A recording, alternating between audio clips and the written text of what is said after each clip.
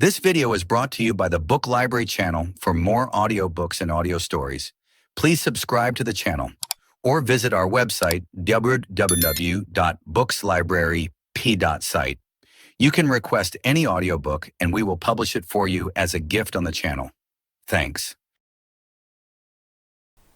The Life Triumphant, Mastering the Heart and Mind by James Allen. Forward. Every being lives in his own mental world.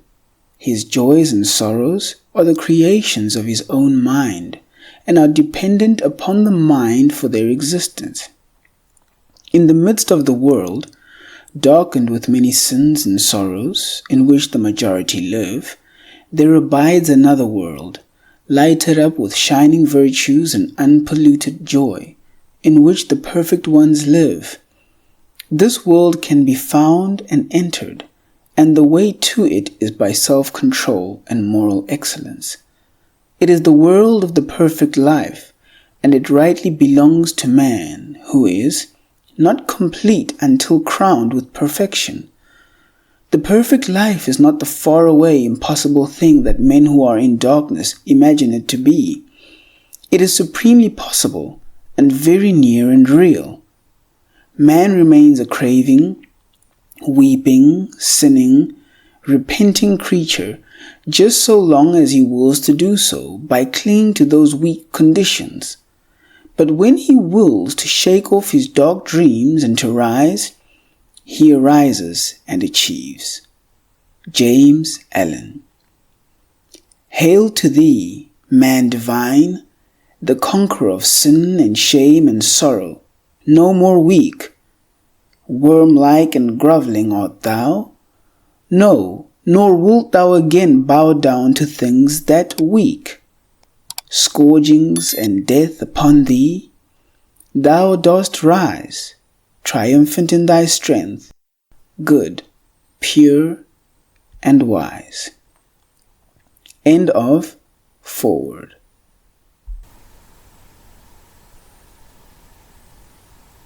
Chapter 1 of The Life Triumphant, Mastering the Heart and Mind by James Allen. For those who will fight bravely and not yield, there is triumphant victory over all the dark things of life. I state this at the beginning that the reader may know there is no uncertainty about it. In the course of this book, I shall show what are the elements, in character and conduct, which go to build up the life of calm strength and superlative victory.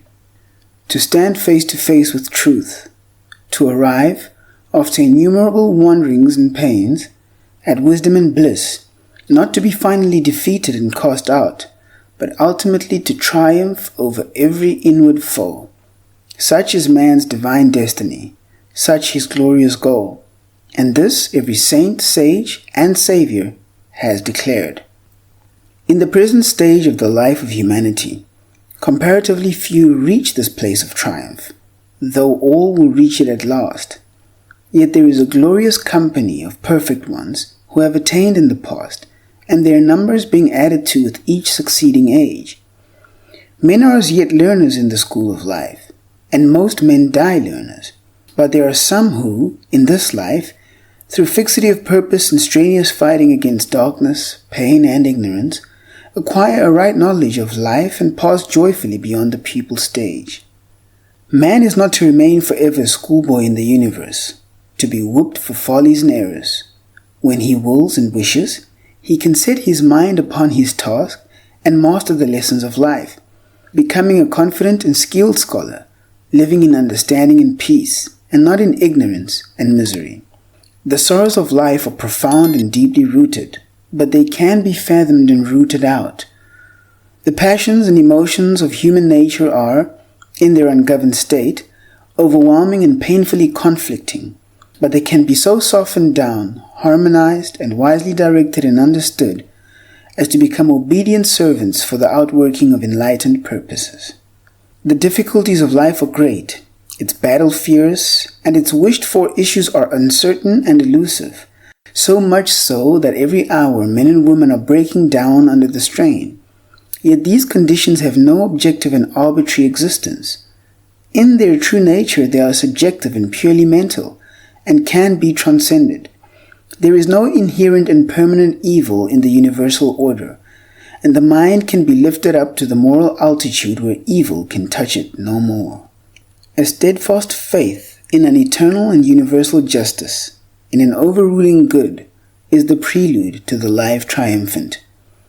The man who aims to become strong, serene, and steadfast at heart must at the onset have no doubt that the heart of life is good.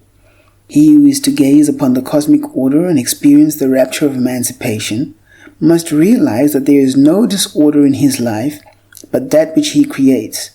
This realization is difficult.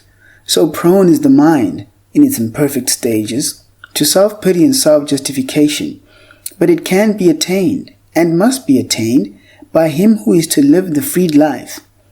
At first, it must be believed, and the belief must be adhered to, until it ripens into realization and knowledge. The sufferings of life are greatly reduced when they are accepted as disciplinary experiences, and the man of faith does so accept them.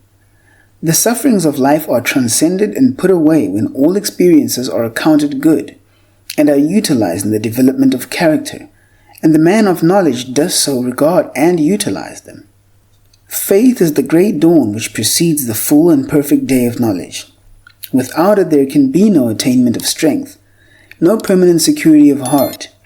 The man of faith does not succumb when difficulties present themselves. He does not despair when troubles overtake him. However steep and dark his path may seem, he looks forward to a brighter pathway ahead. He sees a destination of rest and light beyond.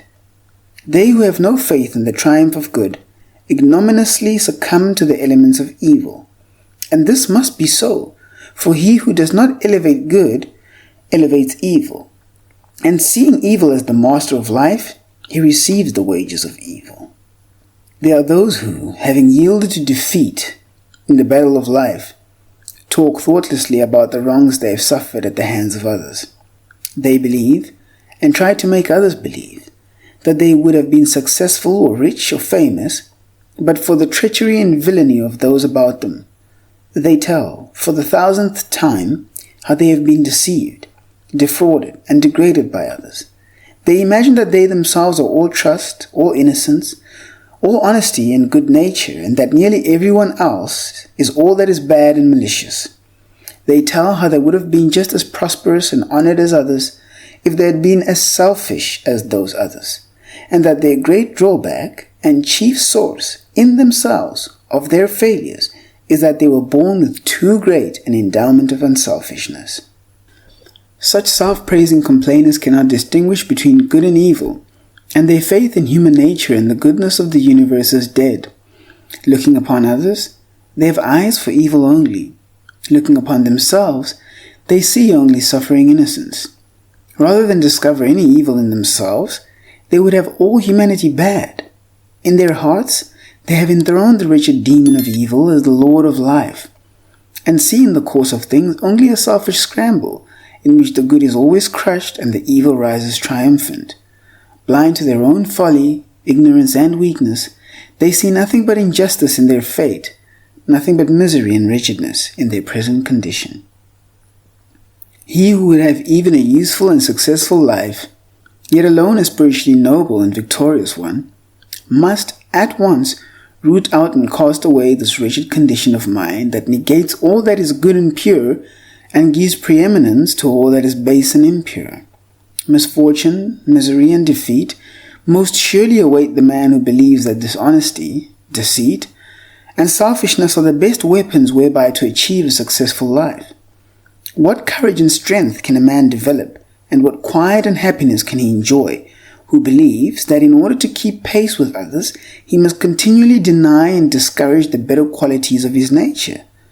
The man who believes that evil is more powerful than good and that bad men have the best of life is still involved in the elements of evil, and, being so involved, he suffers, must necessarily suffer, defeat.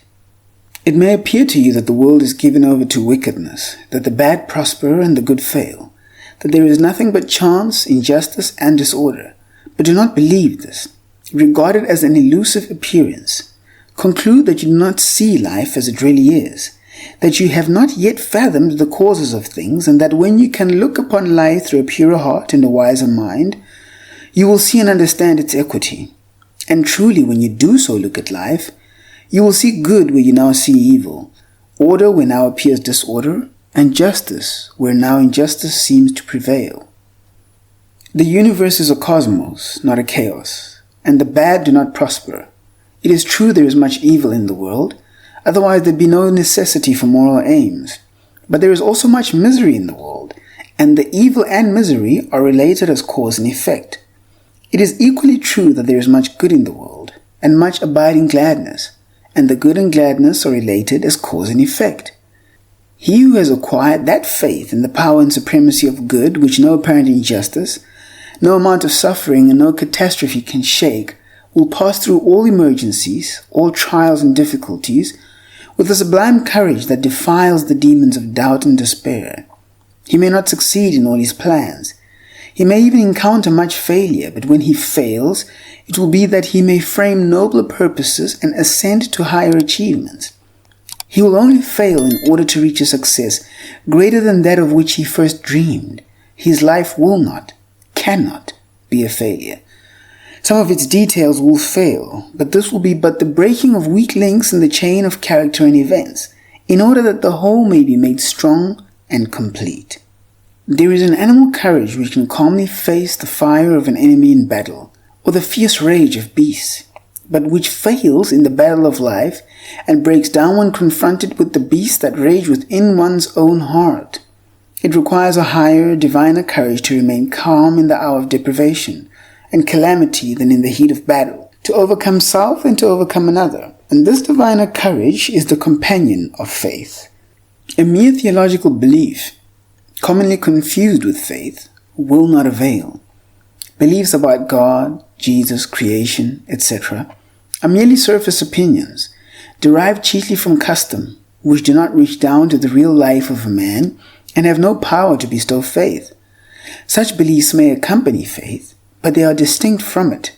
Frequently, those who hold most tenaciously to particular beliefs about God, Jesus, the Bible, are most lacking in faith. That is, they give way to complaint, despondency, and grief immediately after some petty trouble overtakes them. If one is given to irritability, anxiety, hopelessness, and lamentations over the simple things of life, let him know that, in spite of his religious belief or metaphysical philosophy, he lacks faith. For where faith is, there is courage, there is fortitude, there is steadfastness and strength. The opinions of men are likely to be considered, for they are changing with every new breeze of thought. They have very little part in the reality of things, being the bubbles of a surface effervescence. But behind all opinions, there is the same human heart. The godless are they who are goodless, even though they may be members of churches and make great profession of faith in God. The godly are they who are goodly, even though they make no profession of religion. The complainers and bewailers are the faithless and unbelieving.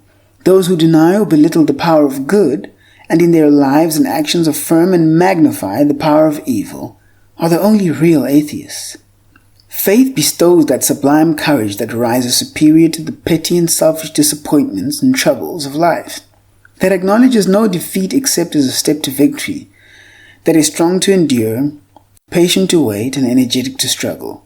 It perceives the benign law of truth in all things, and is assured of the final triumph of the heart and the kingly power of the mind.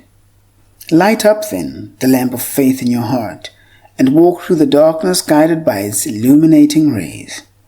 Its light is dim and cannot be compared with the sunlight brilliance of knowledge, but it suffices to lead one safely through the mists of doubt and the black darkness of despair, along the narrow thorny ways of sickness and sorrow, and over the treacherous plains of temptation and uncertainty.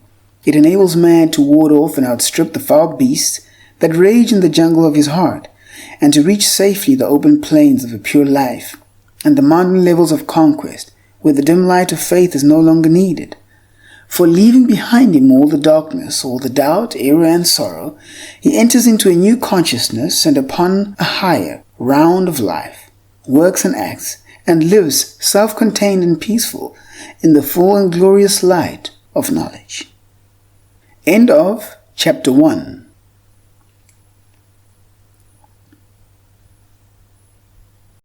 Chapter 2 of the Life Triumphant, Mastering the Heart and Mind by James Allen. Manliness, womanliness, and sincerity. Before a man can be truly godly, he must be manly. Before a woman can be truly godly, she must be womanly. There can be no true goodness apart from moral strength. Simpering, pretense, artificial behavior, flatteries, insincerities, and smiling hypocrisies. Let these things be forever destroyed and banished from our minds. Evil is inherently weak, ineffectual, and cowardly. Good is essentially strong, effective, and courageous.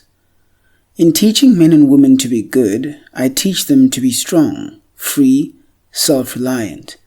They greatly misunderstand me and the principles which I enunciate, who imagine that because I teach gentleness, purity, and patience, I teach the cultivation of an effeminate weakness. It is only the manly man and the womanly woman who can properly understand those divine qualities. No one is better equipped to achieve the life triumphant than they who, along with active moral qualities and a high sense of purity and honor, are also possessed of the strong animal nature of the normal man. That animal force which, in various forms, surges within you, and which in the hour of excitement carries you blindly away, causing you to forget your higher nature and to forfeit your manly dignity and honor. That same force controlled, mastered, and rightly directed will endow you with the divine strength by which you can achieve the highest, noblest, most blissful victories of true living. The savage within you is to be scourged and disciplined into obedience. You are to be the master of your heart, your mind, yourself. Man is only weak and abject when he gives up the reins of government to the lower, instead of directing the lower by the higher. Your passions are to be your servants and slaves, not your masters.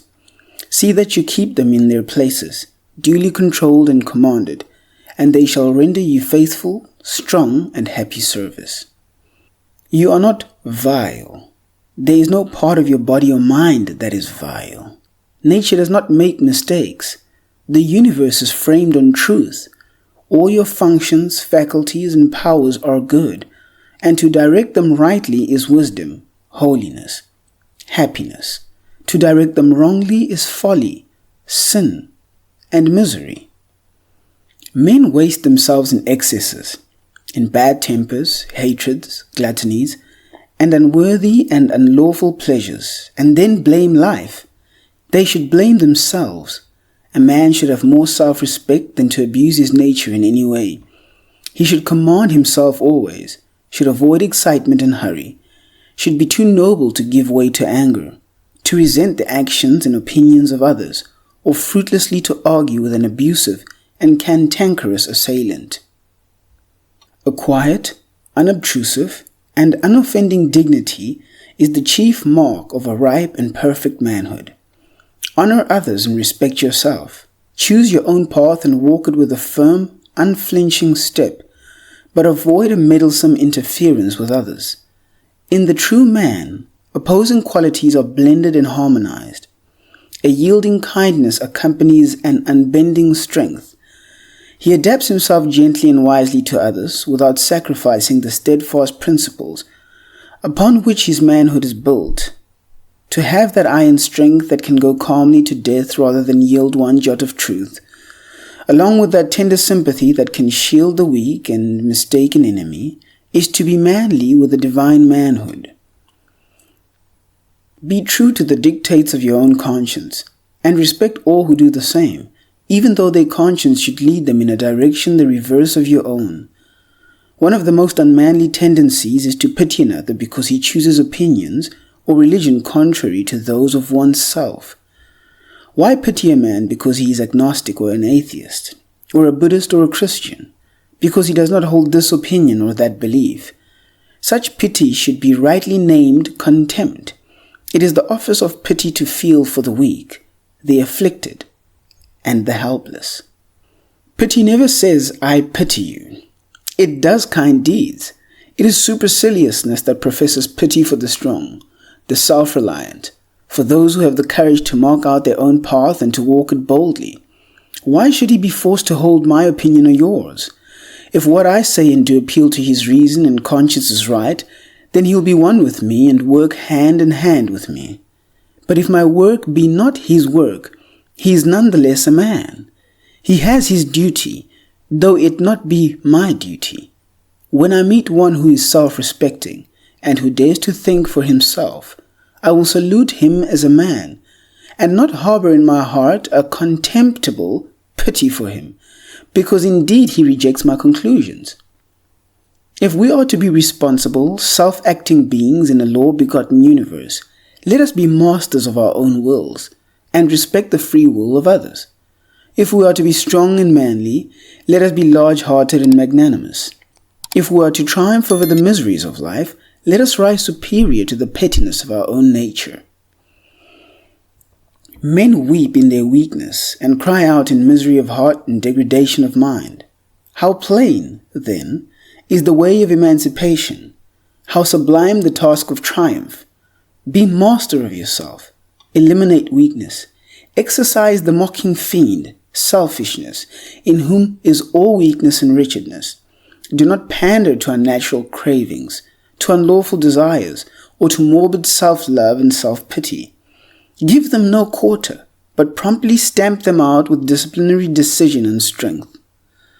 A man should hold himself, as it were, in the hollow of his hand.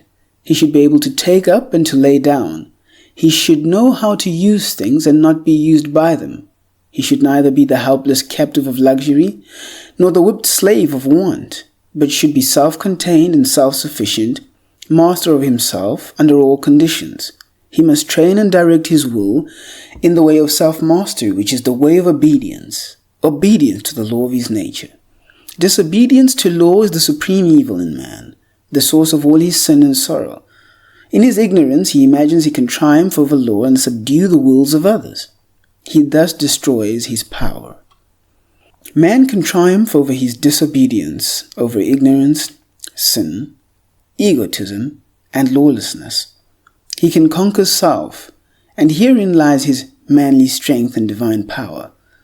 He can comprehend the law of his being and obey it as a child obeys the will of its father. He can sit the crowned king of all his functions and faculties, using them wisely in unselfish service, and not as instruments of selfishness and greed. There is no bad habit that he cannot uproot, no sin that he cannot subdue, no sorrow that he cannot comprehend and conquer. Let a man then know his worth and keep things under his feet. Let him not peep or steal or skulk up and down with the air of a charity boy or an interloper in the world which exists for him. A manly self-reliance is not only compatible with, but is the accompaniment of, a divine humility. A man is only arrogant and egotistic when he usurps authority over others. He cannot claim nor exercise too great an authority over himself. Strong self-command, with gentle consideration for others, combine to make the truly manly man. To begin with, a man must be honest, upright, sincere. Deceit is the blindest folly. Hypocrisy is the weakest thing on earth. In trying to deceive others, a man most of all deceives himself. A man should be so free from guile, meanness, and deceit as to be able to look everybody in the face with a clear, open, unflinching gaze, free from shame and confusion, and with no inward shrinking or misgivings. Without sincerity, a man is but a hollow mask, and whatsoever work he attempts to do, it will be lifeless and ineffectual. Out of a hollow vessel nothing but the sound of hollowness can come, and from insincerity nothing but empty words can proceed. Many are not consciously hypocrites, yet fall victims, thoughtlessly, to little insincerities which undermine happiness and destroy the moral fabric of their character. Some of these people go regularly to their place of worship. They pray daily, year after year, for a purer heart and life, yet come from their devotions to vilify an enemy, or, worse still, to ridicule or slander an absent friend for whom, when they meet him or her, they will have nothing but smiles and smooth words. The pitiful part of it is that they are totally unconscious of their insincerity, and when their friends desert them, they speak complainingly of the faithlessness and hollowness of the world, and of people generally, and tell you sadly that there are no true friends in this world. Truly, for such, there are no abiding friendships. For insincerity, even if not seen, is felt, and those who are incapable of bestowing trust and truth cannot receive it. Be true to others, and others will be true to you. Think well of an enemy and defend the absent friend. If you have lost faith in human nature, discover where you have gone wrong yourself. In the Confucian Code of Morals, sincerity is one of the 5 great virtues, and Confucius thus speaks of it. Quote, "It is sincerity which places a crown upon your lives. Without it, our best actions would be valueless. The seemingly virtuous, mere hypocrites, and the shining light which dazzles us with its splendor, but a poor passing gleam, ready to be extinguished by the slightest breath of passion.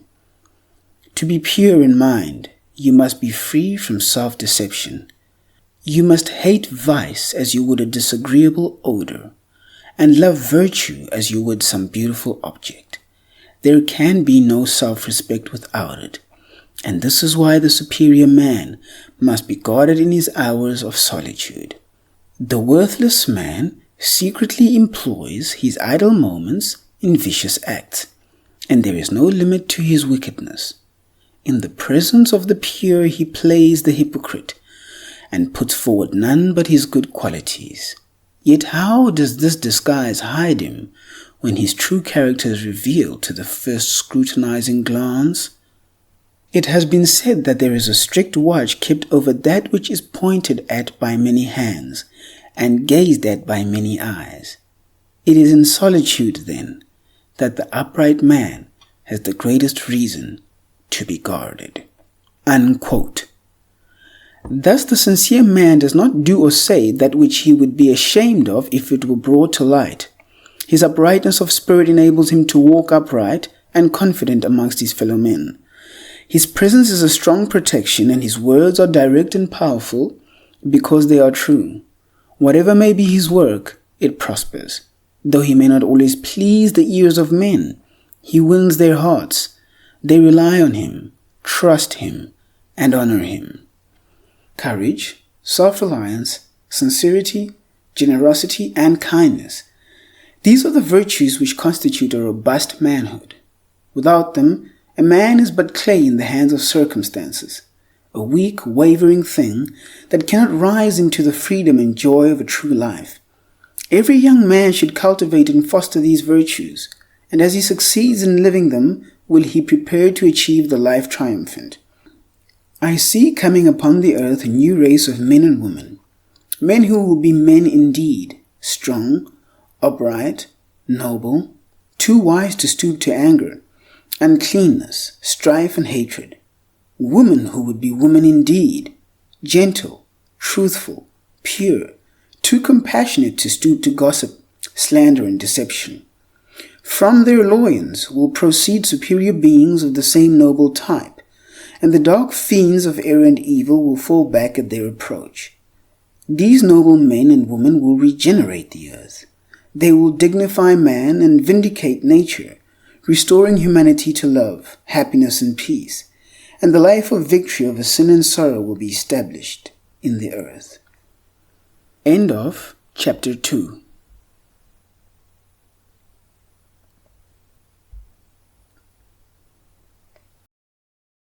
Chapter 3.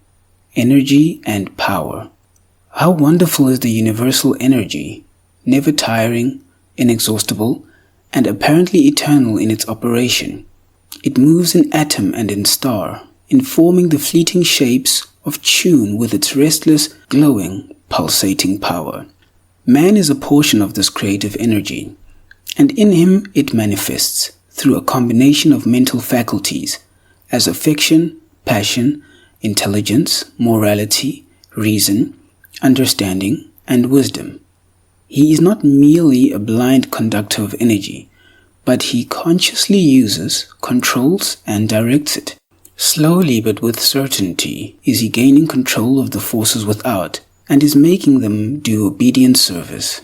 And just as surely will he gain control of the forces within, the subtle energies of thought, and direct them into channels of harmony and happiness. Man's true place in the cosmos is that of a king, not a slave, a commander under the law of good, and not a helpless tool in the reign of evil. His own body and mind are the dual dominion over which he is to reign, a lord of truth, the master of himself, the wise user and controller of his store of pure, eternal, creative energy. Let him walk the earth unshamed, strong, valiant, tender and kind, no longer prostrate in self-abasement, but walking erect in the dignity of perfect manhood, not groveling in selfishness and remorse, nor crying for pardon and mercy, but standing firm and free in the sublime majesty of a sinless life. Long has man regarded himself as vile, weak and unworthy, and has been content to remain so. But in the new era which has now just burst upon the world, he is to make a glorious discovery that he is pure, powerful, and noble when he rises up and wills. The rising up is not against any outward enemy, not against neighbor, nor governments, nor laws, nor spirits, nor principalities, but against the ignorance, folly, and misery which beset him in the dominion of his own mind. For it is only by ignorance and folly that man is slavish. By knowledge and wisdom his kingdom is restored. Let him who will preach man's weakness and helplessness, but I will teach his strength and power. I write for men, not for babes, for those who are eager to learn and earnest to achieve, for those who will put away, for the world's good, a petty personal indulgence, a selfish desire, a mean thought, and live on as though it were not, without craving and regret. The truth is not for the frivolous and the thoughtless. The life triumphant is not for triflers and loiterers. Man is a master. If he were not, he could not act contrary to law. Thus his so-called weakness is an indication of strength. His sin is the inversion of his capacity for holiness. For what is his weakness and sin but misdirected energy, misapplied power? In this sense, the wrongdoer is strong, not weak, but he is ignorant, and exerts his strength in wrong directions instead of right, against the law of things instead of with it. Suffering is the recoil of misdirected strength. The bad man becomes good by reversing his conduct. If you are weeping over your sins, cease to commit those sins and establish yourself in their opposing virtues. It is thus that weakness is converted into strength, helplessness into power, and suffering into bliss. By turning his energies from the old channels of vice and directing them into the new channels of virtue, the sinner becomes a saint. While the universal energy may be unlimited, in particular forms its sum is strictly limited. A man is possessed of a given amount of energy, and he can use it or misuse it, can conserve and concentrate it, or dissipate and disperse it. Power is concentrated energy. Wisdom is that energy adapted to beneficent ends. He is the man of influence and power who directs all his energies towards one great purpose, and patiently works and waits for its fulfillment, sacrificing his desires in other and more pleasant directions. He is the man of folly and weakness who, thinking chiefly of pleasure, gratifies the desire of the hour, or follows the whim and impulse of the moment, and so drifts thoughtlessly into peevishness and poverty of mind. The energy used in one direction is not available for use in other directions. This is a universal law both in mind and matter. Emerson calls it the law of compensation. Gain in a given direction necessitates loss in its opposite direction. The force placed in one scale is deducted from the other scale. Nature is always endeavoring to strike a balance. The energy which is dissipated in idleness is not given to work. The pleasure seeker cannot be a truth seeker. The force wasted in a fit of bad temper is drawn from the man's store of virtue, particularly the virtue of patience. Spiritually, this law of compensation is the law of sacrifice. Selfish pleasure must be sacrificed if purity is to be gained. The force wasted in a fit of bad temper is drawn from the man's store of virtue, particularly the virtue of patience. Spiritually, This law of compensation is the law of sacrifice. Selfish pleasure must be sacrificed if purity is to be gained. Hatred must be yielded up if love is to be acquired. Vice must be renounced if virtue is to be embraced. Earnest men soon discover that if they are to accomplish anything that is successful, strong, and enduring, in worldly, intellectual, or spiritual channels, they must curb their desires and sacrifice much that seems sweet, yea, even much that seems important. Hobbies, bodily and mental indulgences, enticing companionships, alluring pleasures, and all work that does not tend to some central purpose in his life must be sacrificed by the man of strong resolve. He opens his eyes to the fact that time and energy are strictly limited, and so he economizes the one and concentrates the other. Foolish men waste their energies in swinish ease and gluttonous indulgence, in frivolous pleasures and empty talk, in hateful thoughts and irritable outbursts of passion, in vain controversy and meddlesome interference. They then complain that many are more, quote, fortunately equipped than they are for a useful, successful, or great life, and they envy their honored neighbor who has sacrificed self to duty, and has devoted all his energies to the faithful performance of the business of his life, unquote. He who is just speaks the truth, and does what is his own business. Him the world will hold dear. Let a man attend to his own business, concentrating all his energies upon the perfect accomplishment of the task of his life, not stepping aside to condemn or interfere with the duties of others, and he will find life simple, strong, and happy. The universe is girt with goodness and strength, and it protects the strong and the good. Evil and weakness are self-destructive. Dissipation is annihilation. All nature loves strength. I see no inherent cruelty in, quote, the survival of the fittest, unquote. It is a spiritual as well as a natural law.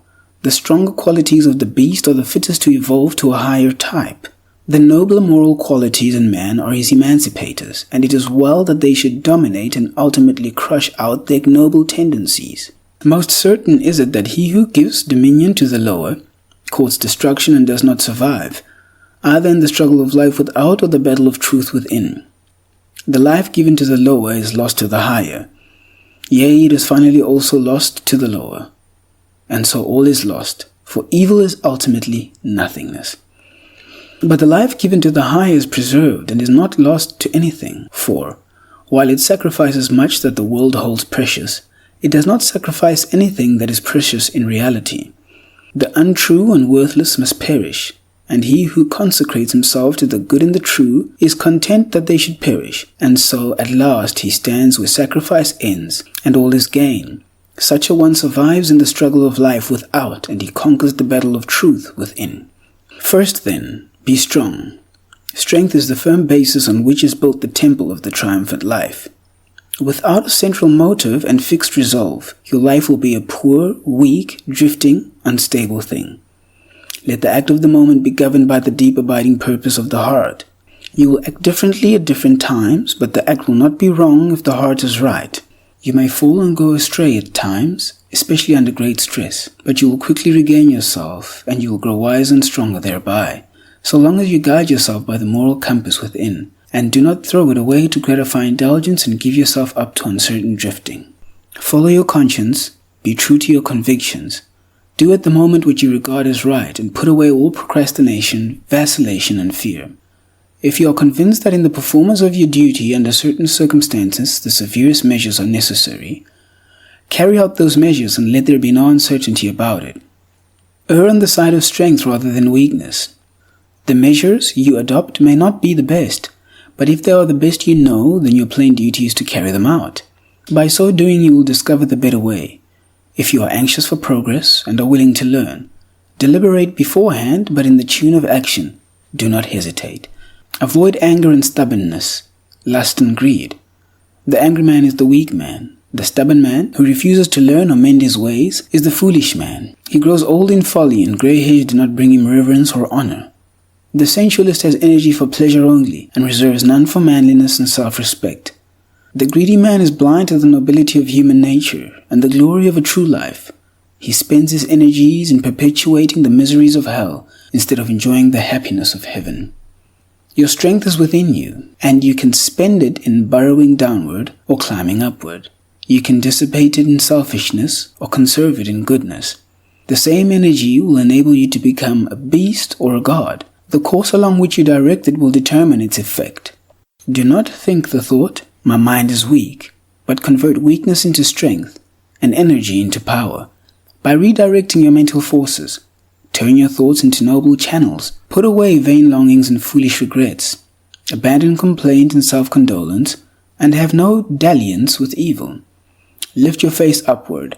Rise up in your divine strength, and spurn from your mind and life all meanness and weakness. Do not live the false life of a whining slave, but live the true life of a conquering master. End of Chapter 3.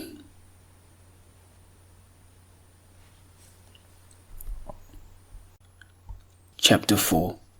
Self-control and happiness. When mental energy is allowed to flow in the line of least resistance and to fall into easy channels, it is called weakness. When it is gathered, focused, and forced into upward and different directions, it becomes power, and this concentration of energy and acquisition of power is brought about by means of self-control. In speaking of self-control, one is easily misunderstood.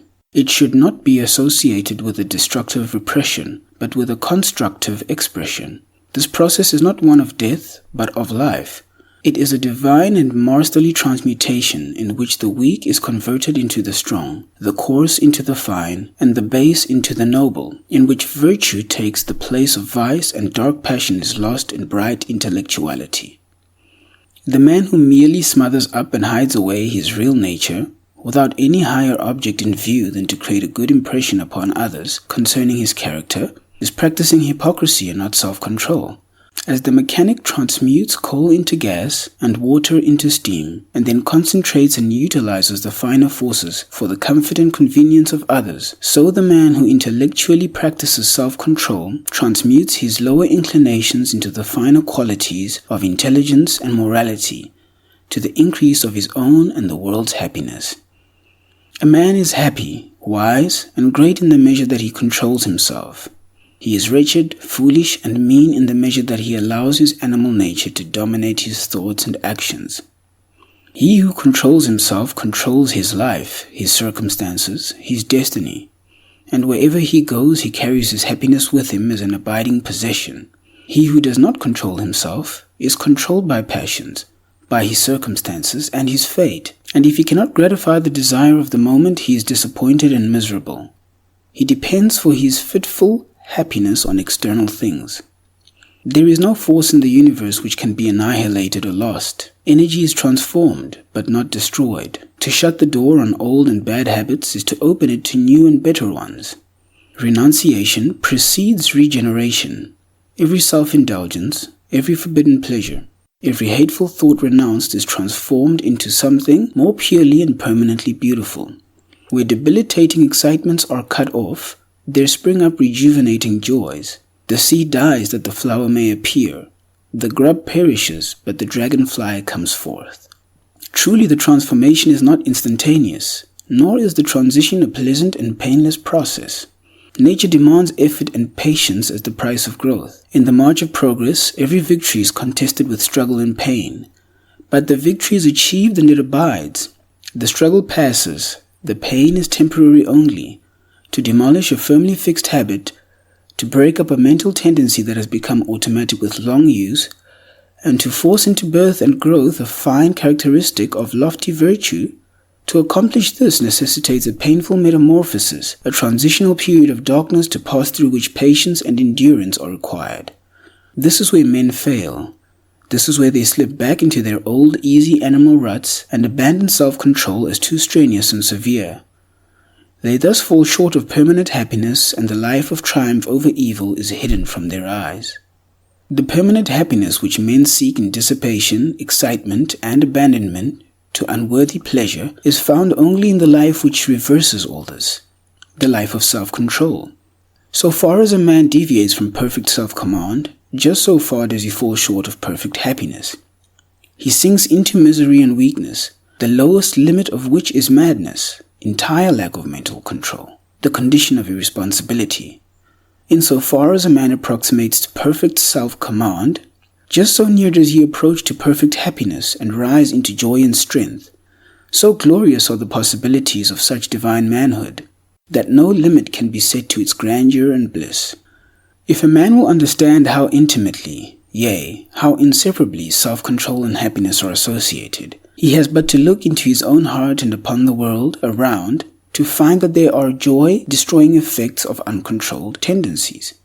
Looking upon the lives of men and women, he will perceive how the hasty word, the bitter retort, the act of deception, the blind prejudice, and foolish resentment bring wretchedness and even ruin in their train. Looking into his own life, what days of consuming remorse, of restless anxiety, and of crushing sorrow rise up before his mind. Periods of intense suffering through which he has passed through lack of self-control. But in the right life, the well-governed life, the victorious life, all these things pass away, new conditions obtain, and purer, more spiritual instruments are employed for the achievements of happy ends. There is no more remorse because there is no more wrongdoing. There is no more anxiety because there is no more selfishness. There is no more sorrow because truth is the source of action. The much desired thing which self pursues with breathless and uncontrolled eagerness, yet fails to overtake, comes unbidden and begs to be admitted to him who works and waits in perfect self-command. Hatred, impatience, greed, self-indulgence, vain ambitions, and blind desires, the instruments by which self shapes its ill-finished existence. What clumsy tools they are, and how ignorant and unskillful are they who employ them. Love, patience, kindness, self-discipline, transmuted ambitions, and chastened desires, instruments of truth, by which is shaped the well-finished existence, what perfect tools they are, and how wise and skillful are they who use them. Whatsoever is gained by feverish haste and selfish desire is attained in fuller measure by quietness and renunciation. Nature will not be hastened. She brings all perfection in due season. Truth will not be commanded. He has his conditions and must be obeyed. Nothing is more superfluous than haste and anger. A man has to learn that he cannot command things, but that he can command himself, that he cannot coerce the wills of others, but that he can mold and master his own will, and things serve him who serve truth. People seek guidance of him who is master of himself. It is a little understood, yet simple and profound truth, that the man who cannot command himself under the severest external stress is unfit to guide others or to control affairs. It is the fundamental principles in the moral and political teachings of Confucius that before attempting to govern affairs, a man should learn to govern himself. Men who habitually give way under pressure to hysterious suspicions, outbursts of resentments, and explosions of anger are unfit for weighty responsibility and lofty duties, and usually fail, sooner or later, even in the ordinary duties of life, such as the management of their own family or business. Lack of self-control is foolishness, and folly cannot take precedence over wisdom. He who is learning how to subdue and control his turbulent, wandering thoughts is becoming wiser every day. Though for a time the temple of joy will not be completed, he will gather strength in laying its foundations and building its walls, and the day will come when, like a wise master builder, he will rest at peace in the beautiful habitation which he has built. Wisdom inheres in self-control, and in wisdom is pleasantness and peace. The life of self-control is no barren deprivation, no wilderness of monotony. Renunciation there is, but it is a renunciation of the ephemeral and false in order that the abiding and true may be realized. Enjoyment is not cut off, it is intensified. Enjoyment is life. It is the slavish desire for it that kills. Is there anywhere a more miserable man than he who is always longing for some new sensation? Is there anywhere a more blessed being than he who, by self-control, is satisfied, calm and enlightened? Who has most of physical life and joy? The glutton, the drunkard, and the sensualist who lives for pleasure only, or the temperate man who holds his body in subjection, considering its needs and obeying its uses? I was once eating a ripe, juicy apple as it came from the tree, and a man near me said, quote, "I would give anything if I could enjoy an apple like that." Unquote. I asked, "Why can't you?" His answer was, quote, "I have drunk whiskey and smoked tobacco until I have lost all enjoyment in such things." Unquote. In pursuit of elusive enjoyments, men lose the abiding joys of life, and as he who controls his senses has most of physical life, joy and strength, so he who controls his thoughts has most of spiritual life, bliss and power. For not only happiness, but knowledge and wisdom also are revealed by self-control. As the avenues of ignorance and selfishness are closed, the open gates of knowledge and enlightenment appear. Virtue attained is knowledge gained. The pure mind is an enlightened mind. He has well-being who controls himself well. I hear men speak of, quote, the monotony of goodness, unquote. If looking for things in the spirit which one has given up in the letter were goodness, then indeed would it be monotonous. The man of self-control does not merely give up his base pleasures, he abandons all longing for them. He presses forward and does not look back. And fresh beauties, new glories, sublimer vistas await him at every step. I am astonished at the revelations which lie hidden in self-control. I am captivated by the infinite variety of truth. I am filled with joy at the grandeur of the prospect. I am gladdened by its splendor and its peace. Along the way of self-control there is the joy of victory, the consciousness of expanding and increasing power, the acquisition of the imperishable riches of divine knowledge, and the abiding bliss of service to humankind. Even he who travels only a portion of the way will develop a strength, achieve a success, and experience a joy which the idle and the thoughtless cannot know. And he who goes all the way will become a spiritual conqueror. He will triumph over all evil and will blot it out. He will gaze with enrapt vision upon the majesty of the cosmic order and will enjoy the immortality of truth. End of Chapter 4.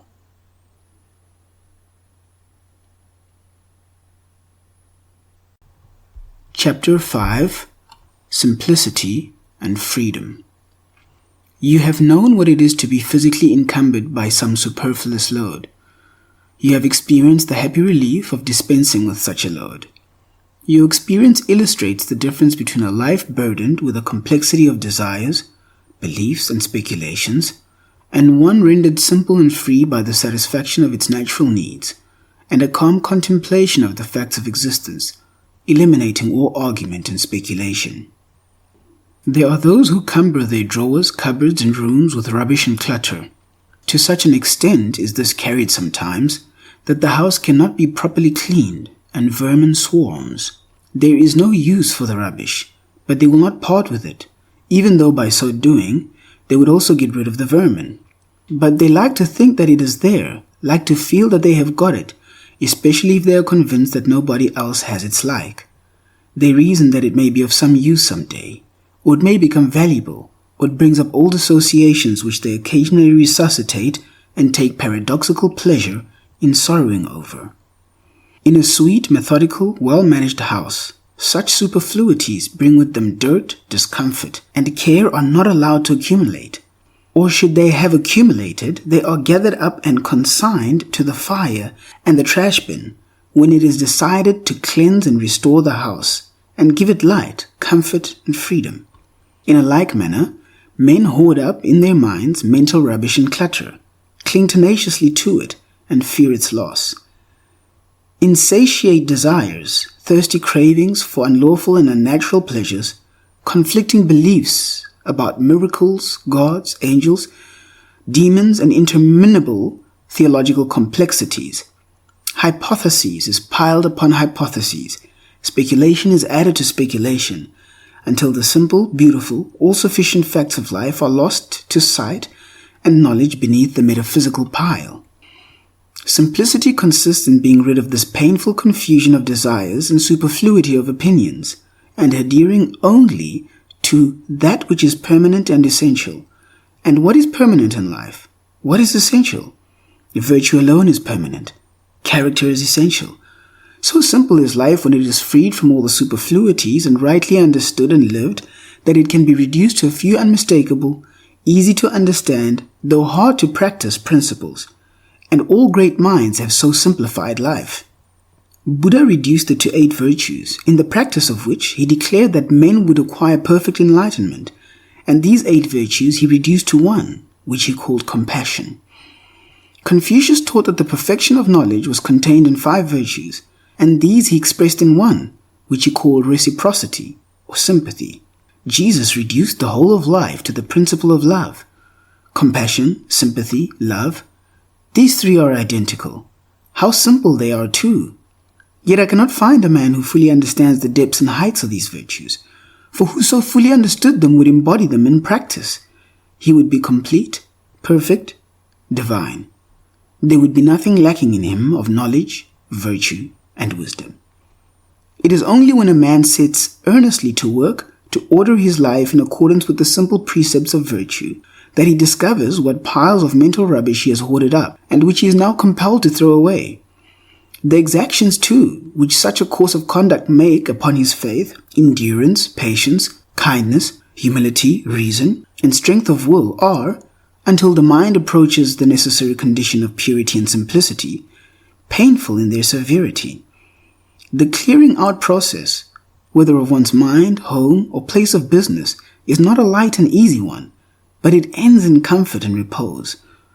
All complexities of detail, whether in things material or mental, are reducible to a few fundamental laws or principles, by virtue of which they exist and are regulated. Wise men govern their lives by a few simple rules. A life governed by the central principle of love will be found to be divinely consistent in all its details. Every thought, word, act will fall into proper place and there will be no conflict and confusion. What? Asked the learned man of the Buddhist saint, who had acquired a wide reputation for sanctity and wisdom. What is the most fundamental thing in Buddhism?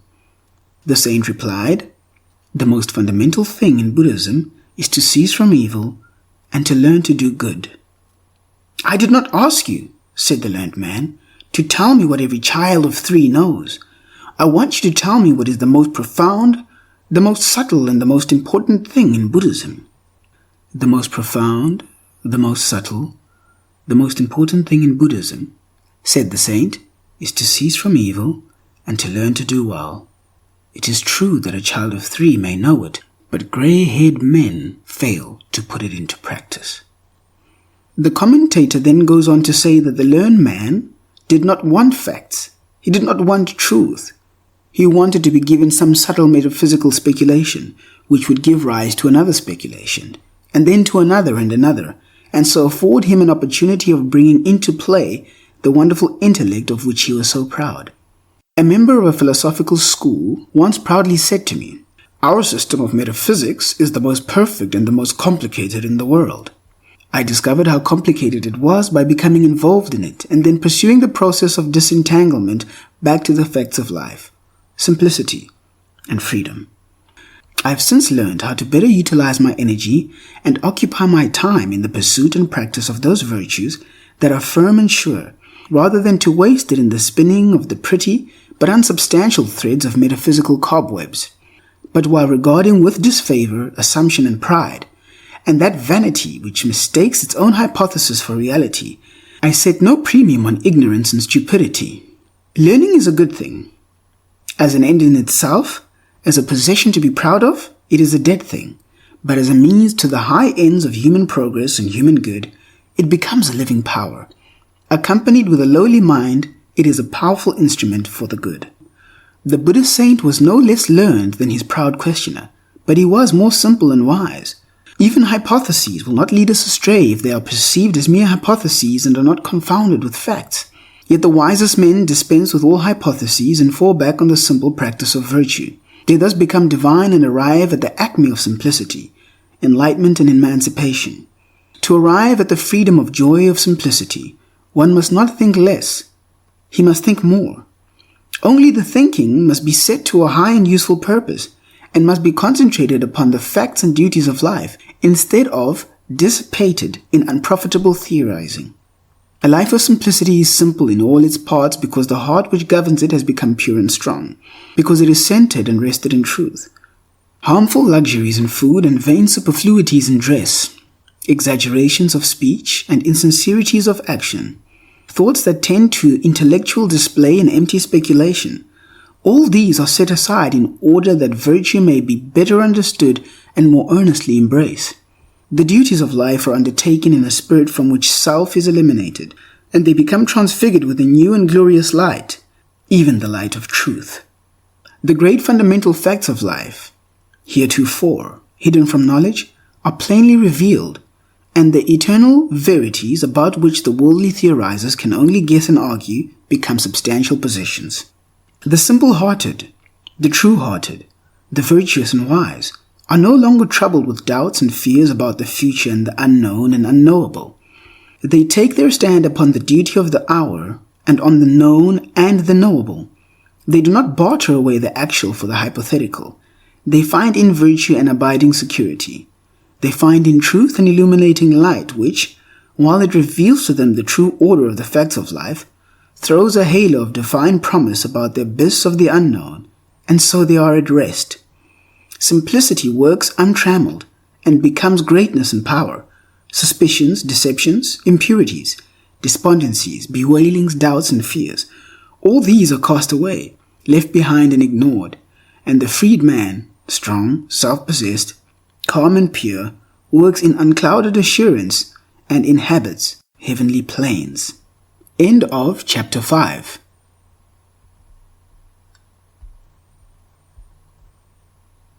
Chapter 6. Right Thinking and Repose. Life is a combination of habits, some baneful, some beneficent, all of which take their rise in one habit of thinking. The thought makes the man. Therefore, right thinking is the most important thing in life. The essential difference between a wise man and a fool is that the wise man controls his thinking. The fool is controlled by it. A wise man determines how and what he shall think, and does not allow external things to divert his thoughts from the main purpose. But a fool is carried captive by every tyrant thought as it is aroused within him by external things, and he goes through life the helpless tool of impulse, whim, and passion. Careless, slovenly thinking, commonly called thoughtlessness, is the companion of failure, wrongdoing, and wretchedness. Nothing, no prayers, no religious ceremonies, not even acts of charity can make up for wrong thinking. Only right thinking can rectify a wrong life. Only the right attitude of mind towards men and things can bring repose and peace. The triumphant life is only for him whose heart and intellect are attuned to lofty virtue. He must make his thought logical, sequential, harmonious, symmetrical. He must mold and shape his thinking to fixed principles, and thereby establish his life on the sure foundation of knowledge. He must not merely be kind. He must be intelligently kind, must know why he is kind. His kindness must be an invariable quality and not an intermittent impulse interspersed with fits of resentment and acts of harshness. He must not merely be virtuous under virtuous circumstances. His virtue must be of a kind that shall continue to shine with unabated light when he is assailed with vicious circumstances. He must not allow himself to be hurled from the throne of divine manhood by the shocks of fate or the praise and blame of those around him. Virtue must be his abiding habitation, his refuge from the whirlwind and the storm. And virtue is not only of the heart, it is of the intellect also, and without this virtue of the intellect, the virtue of the heart is imperiled. Reason, like passion, has its vices. Metaphysical speculations are the riot of the intellect, as sensuality is the riot of the affections. The highest flights of speculation, pleasing as they are, reveal no place of rest, and the strained mind must return to facts and moral principles to find that truth which it seeks. As the soaring bird returns for refuge and rest to its nest in the rock, so must the speculative thinker return to the rock of virtue for surety and peace.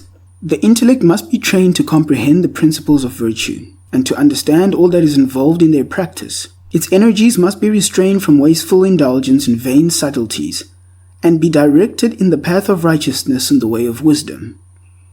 The thinker must distinguish, in his own mind, between reality and assumption. He must discover the extent of his actual knowledge. He must know what he knows. He must also know what he does not know. He must learn to discriminate between belief and knowledge, error and truth. In his search for the right attitude of mind which perceives truth and works out a wise and radiant life, he must be more logical than logic, more merciless in exposing the errors of his own mind than the most sarcastic logician is in exposing the errors of the minds of others.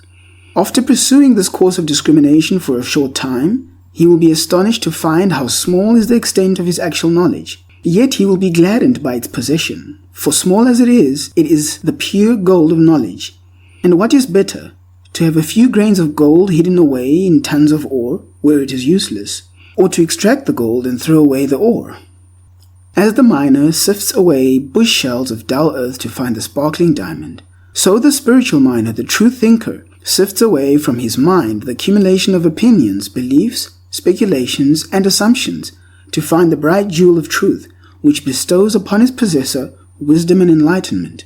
And the concentrated knowledge which is ultimately brought to light by this sifting process is found to be so closely akin to virtue that it cannot be divided from it, cannot be set apart as something different. In his search for knowledge, Socrates discovered virtue. The divine maxims of the great teachers are maxims of virtue. When knowledge is separated from virtue, wisdom is lost. What a man practices, that he knows. What he does not practice, that he does not know. A man may write treatises or preach sermons on love, but if he treats his family harshly or thinks spitefully of his enemy, what knowledge has he concerning love? In the heart of the man of knowledge there dwells a silent and abiding compassion that shames the fine words of the noisy theorist. He only knows what peace is whose heart is free from hatred, who lives in peace with all. Cunning definitions of virtue only serve to deepen ignorance when they proceed from vice-stained lips. Knowledge is a deeper source than the mere memorizing of information. That knowledge is divine, which proceeds from acquaintance with virtue. The humility which purges the intellect of its empty opinions and vain assumptions also fortifies it with a searching insight and invincible power. There is a divine logic which is indistinguished from love. The reply, quote, "He that is without sin among you, let him cast the first stone," unquote, is unanswerable logic. It is also perfect love. The wrong thinker is known by his vices. The right thinker is known by his virtues. Troubles and unrest assail the mind of the wrong thinker, and he experiences no abiding repose. He imagines that others can injure, snub, cheat, degrade, and ruin him. Knowing nothing of the protection of virtue, he seeks the protection of self, and takes refuge in suspicion, spite, resentment, and retaliation, and is burnt in the fire of his own vices. When slandered, he slanders in return. When accused, he discriminates. When assailed, he turns upon his adversary with double fierceness. Quote, "I have been treated unjustly," unquote, exclaims the wrong thinker, and then abandons himself to resentment and misery. Having no insight and unable to distinguish evil from good, he cannot see that his own evil, and not his neighbor's, is the cause of all his trouble. The right thinker is not concerned with thoughts about self and self-protection, and the wrong actions of others towards him cannot cause him trouble or unrest. He cannot think, quote, "This man has wronged me," unquote. He perceives that no wrong can reach him but by his own evil deeds. He understands that his welfare is at his own hands, and thus none but himself can rob him of his repose. Virtue is his protection, and retaliation is foreign to him. He holds himself steadfastly in peace, and resentment cannot enter his heart. Temptation cannot find him unprepared, and it assails in vain the strong citadel of his mind. Abiding in virtue, he abides in strength and peace. The right thinker has discovered and acquired the right attitude of mind toward men and things, the attitude of a profound and loving repose. And this is not resignation, it is wisdom. It is not indifference, but watchful and penetrating insight. He has comprehended the facts of life. He sees things as they are. He does not overlook the particulars of life, but reads them in the light of cosmic law, sees them in their right relations as the proportions of the universal scheme. He sees the universe is upheld by justice. He watches but does not engage in the petty quarrels and fleeting strifes of men. He cannot be partisan. He sympathies with all. He cannot favor one portion more than another. He knows that good will ultimately conquer in the world, as it has conquered in individuals, that there is a sense in which good already conquers, for evil defeats itself. Good is not defeated. Justice is not set aside. Whatever man may do, justice reigns, and its eternal throne cannot be assailed and threatened, much less conquered and overthrown. This is the source of the true thinker's abiding repose. Having become righteous, he perceives the righteous law. Having acquired love, he understands the eternal love. Having conquered evil, he knows that good is supreme.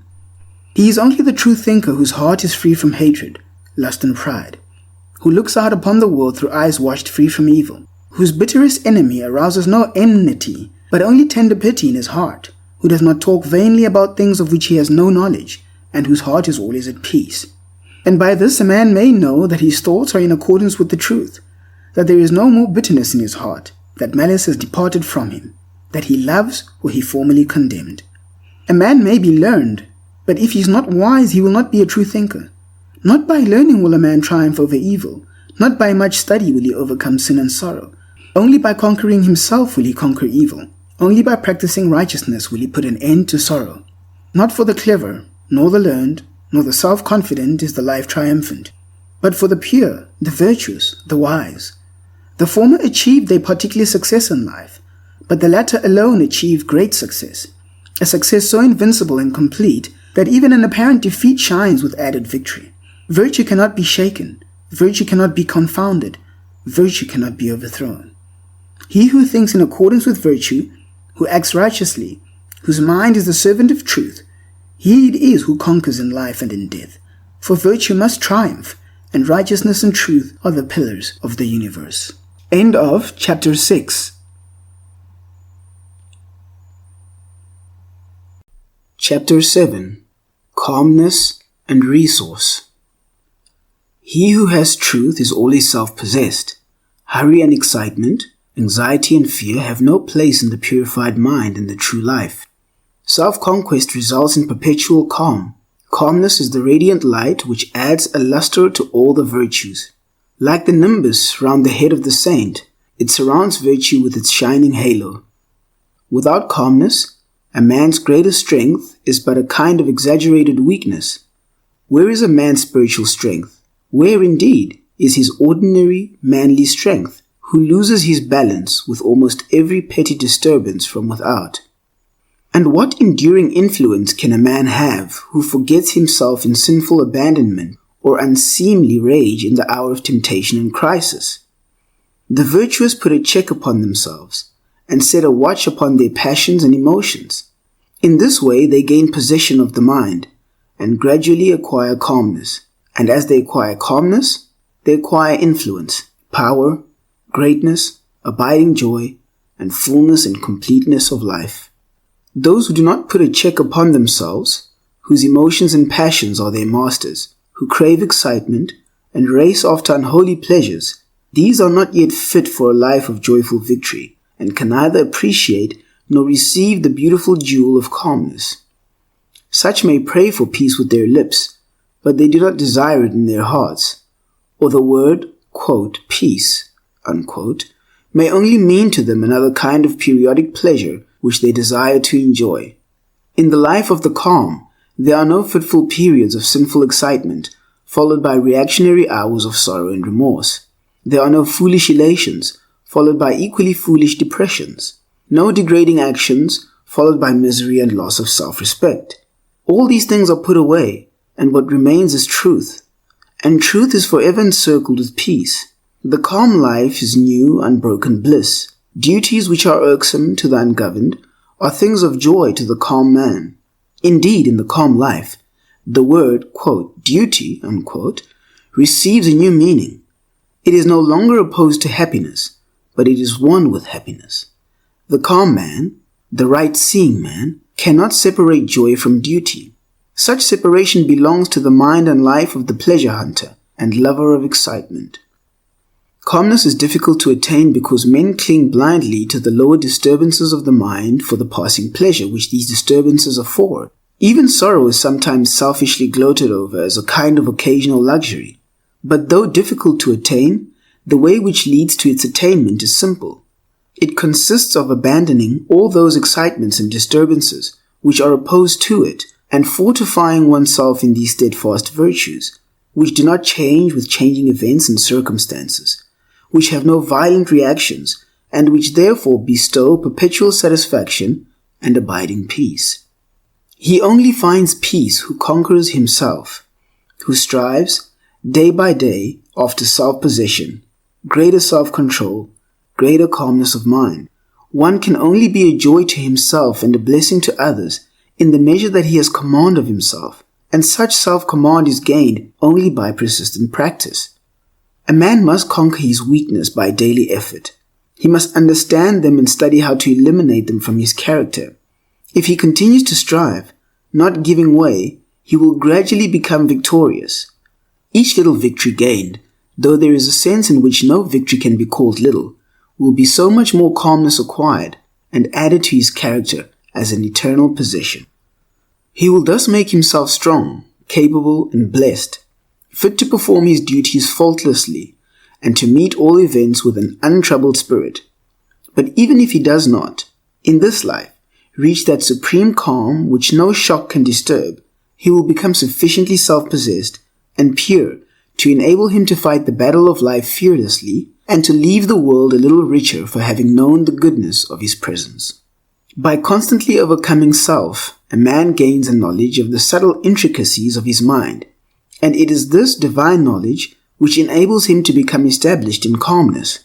Without self-knowledge, there can be no abiding peace of mind, and those who are carried away by tempestuous passions cannot approach the holy place where calmness reigns. The weak man is like one who, having mounted a fiery steed, allows it to run away with him and carry him whithersoever it wills. The strong man is like one who, having mounted the steed, governs it with a masterly hand and makes it go in whatever direction and whatever speed he commands. Calmness is the crowning beauty of a character that has become, or is becoming divine, and is restful and peace-giving to all who come in contact with it. Those who are still in their weakness and doubt find the presence of the calm mind restful to their troubled minds, inspiring to their faltering feet, and rich with healing and comfort in the hour of sorrow. For he who is strong to overcome self is strong to help others. He who has conquered soul weariness is strong to help the weary on the way. That calmness of mind, which is not disturbed or overthrown by trials and emergencies, or by the accusations, slanders, and misrepresentations of others, is born of great spiritual strength. It is the true indication of an enlightened and wise understanding. The calm mind is the exalted mind. Divinely gentle and externally strong is that man who does not lose his serenity, nor forget his peace when falsehoods and indignities are heaped upon him. Such calmness is the perfect flower of self-control. It has been slowly and laboriously gained, by patiently passing through the fires of suffering, by subjecting the mind to a long process of purification. The calm man has discovered the spring of both happiness and knowledge within himself, and it is a spring that can never run dry. His powers are at his full command, and there is no limit to his resources. In whatever direction he employs his energies, he will manifest originality and power, and this is so because he deals with things as they are, and not with mere opinions about things. If he has any opinions left, he is no longer enamored of them, but sees them as they are, mere opinions, and therefore of no intrinsic value. He has abolished egotism, and by obedience to law, has become one with the power in nature and the universe. His resources are untrammeled by selfishness, his energies unhindered by pride. There is a sense in which he has ceased to regard anything as his own. Even his virtues belong to truth, and, not exclusively to his person. He has become a conscious principle of cosmic power, and is no longer a mean, dwarfed thing seeking petty personal ends. And having put away self, he has put away the greed, the misery, the troubles and fears which belong to self. He acts calmly and accepts all consequences with equal calmness. He is efficient and accurate and perceives all that is involved in any undertaking. He does not work blindly. He knows that there is no chance of favor. The mind of the calm man is like the surface of a still lake. It reflects life and the things of life truly, whereas the troubled mind, like the troubled surface of the lake, gives back a distorted image of all things which fall upon it. Gazing into the serene depths within him, the self-conquered man sees a just reflection in the universe. He sees the cosmic perfection, sees the equity in his own lot. Even those things which are regarded by the world as unjust and grievous, and which formerly appeared so to him, are now known to be the effects of his own past deeds, and are therefore joyfully accepted as portions of the perfect whole. Thus his calmness remains with him, with its illimitable fund of resource in joy and enlightenment. The calm man succeeds where the disturbed man fails. He is fit to deal with any external difficulty who has successfully grappled with the most intricate difficulties and problems within his own heart. He who has succeeded in governing the within is best equipped to govern the without. The calm mind perceives a difficulty in all its bearings and understands best how to meet it. The disturbed mind is the lost mind. It has become blind, seeing not whither to go, but only feeling its own unhappiness and fear. The resources of the calm man are superior to all incidents which may befall him. Nothing can alarm him. Nothing can find him unprepared. nothing can shake his strong and steadfast mind.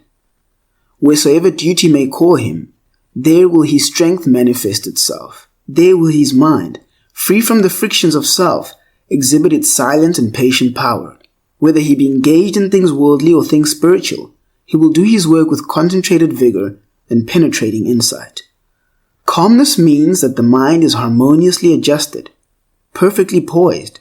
All its extremes, once so antagonistic and painful, are reconciled, merged into one grand central principle, with which the mind has identified itself. It means that the runaway passions are tamed and subjected, the intellect is purified, and the will is merged into the cosmic will. That is, it is no longer centered upon narrow personal ends, but is concerned with the good of all. A man is not wholly victorious until he is perpetually calm. While passing things disturb him, his understanding is unripe, his heart is not altogether pure. A man cannot advance in the triumph of life while he flatters and deceives himself. He must awake and be fully alive to the fact that his sins, sorrows, and troubles are of his own making, and belong to his own imperfect condition.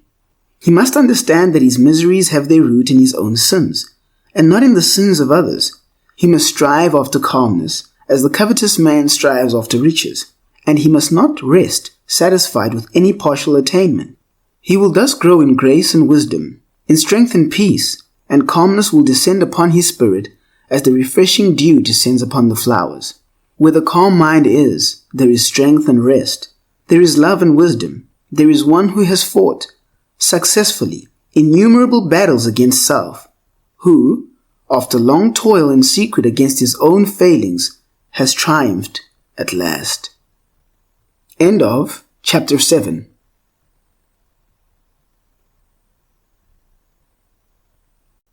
Chapter 8. Insight and Nobility. In the pursuit and practice of virtue, there at last comes a time when a divine insight dawns upon the mind. It searches into the causes and principles of things, which, once attained, establishes its possessor firmly in virtue. It renders him invulnerable to the assaults of temptation and invincible in his work for the world. When the understanding is ripened by the culture of virtue, vicious inclinations disappear and wrongdoing becomes impossible. When individual conduct is perceived as an unbroken series of causes and effects, the perceiving mind finally decides for virtue, and the lower selfish elements are just cast away forever. Until a man perceives the just law which operates in human life, whatever virtue he may manifest at any given time, he is not firmly established in nobility of character, he is not fully armored with righteousness, and is not safely lodged in his final refuge. Not having acquired that perfect insight which knows good and evil, and which perceives the effects of all deeds, both good and bad, he breaks down when assailed by temptation, at those points in his character which are not well fortified, those which have, so far, dimmed his spiritual insight and barred him from perfect vision. By thus breaking down, he discovers that within which has hindered him, and by setting to work to remove the hindrance, he ascends still higher in the scale of virtue, and approaches nearer to the perfect insight into the true order of life which makes a man divine.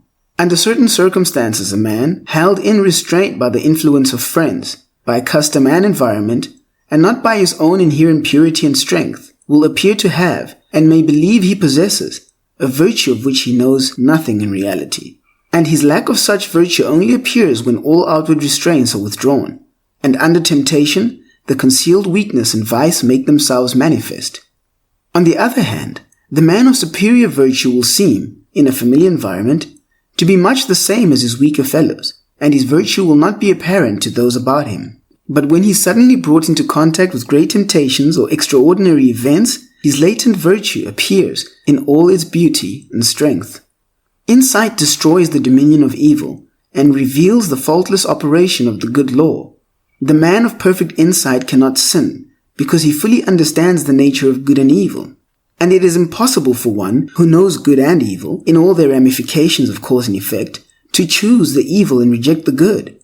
Just as the sane man would not choose ashes in preference to food, so the spiritually awakened man would not choose evil in preference to good.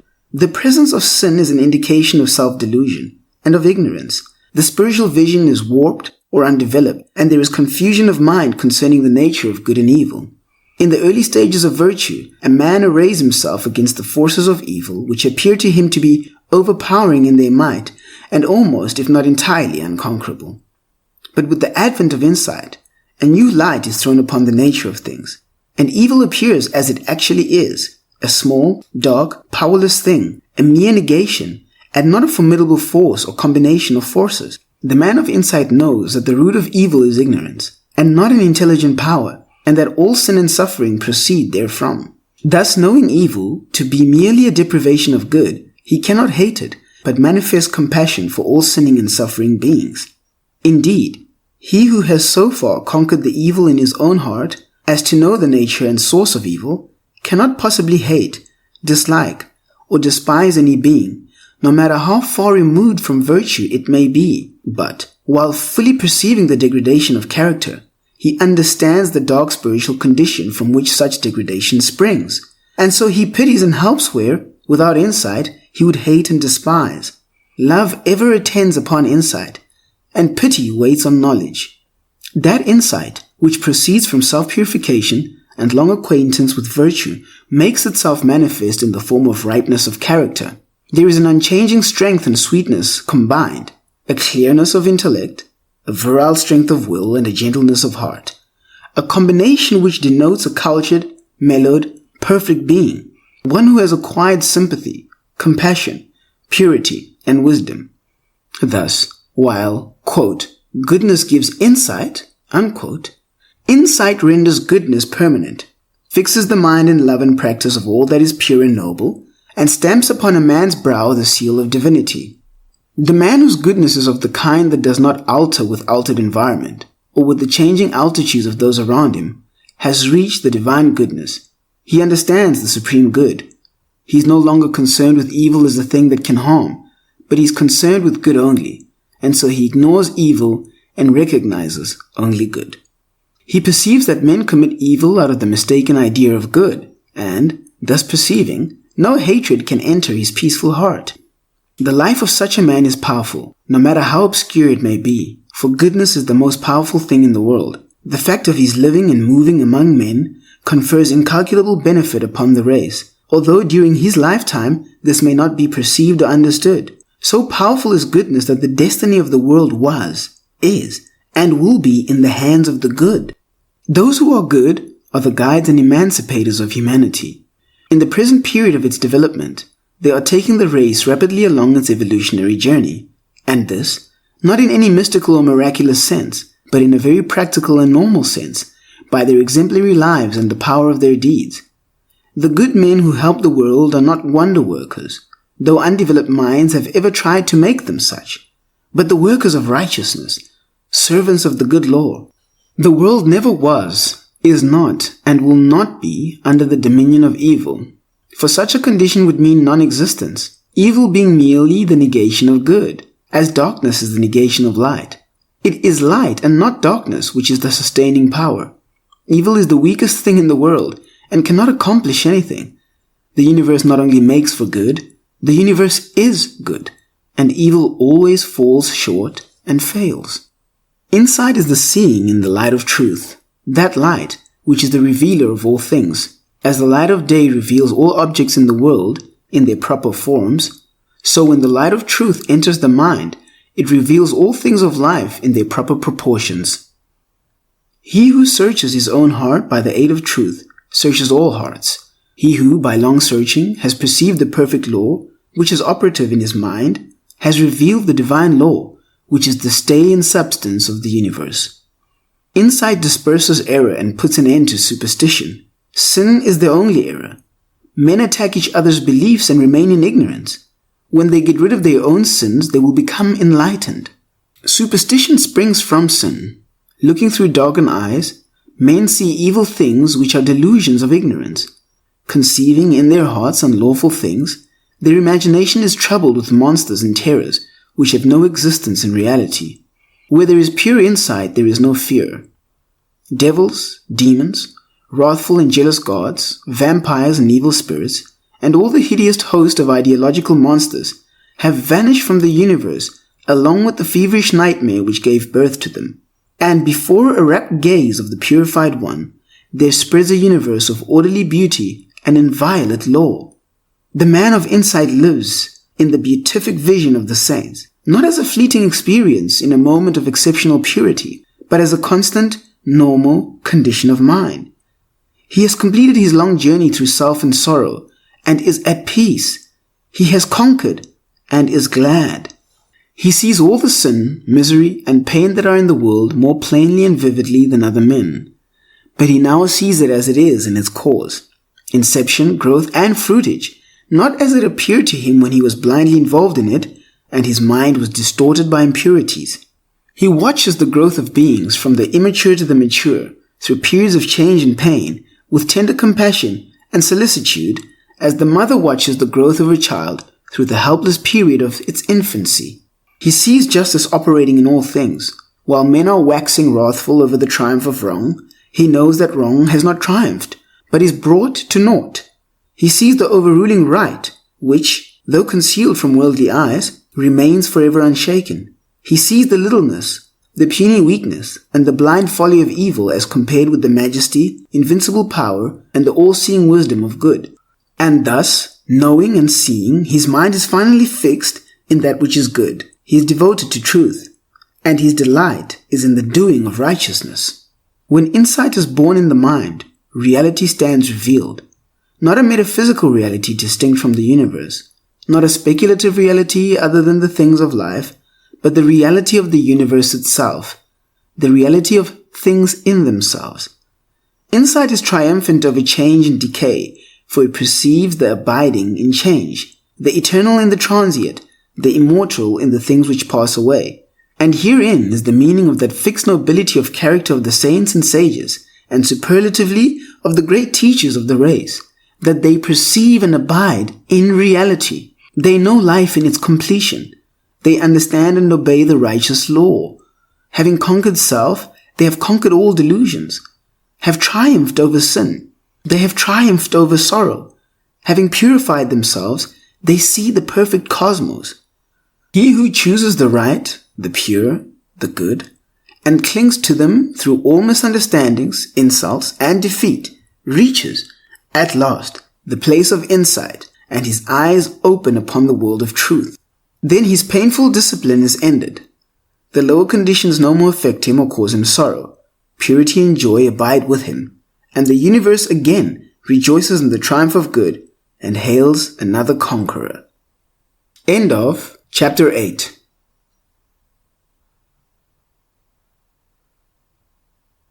Chapter 9. Man the Master.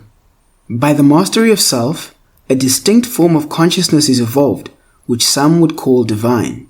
It is distinguished from that ordinary human consciousness, which craves personal advantages and gratifications on the one hand, and is involved in remorse and sorrow on the other.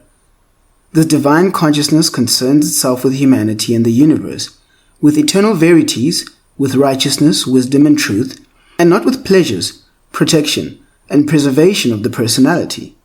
Not that personal pleasure is destroyed, but that it is no longer craved and sought. It no longer takes a foremost place.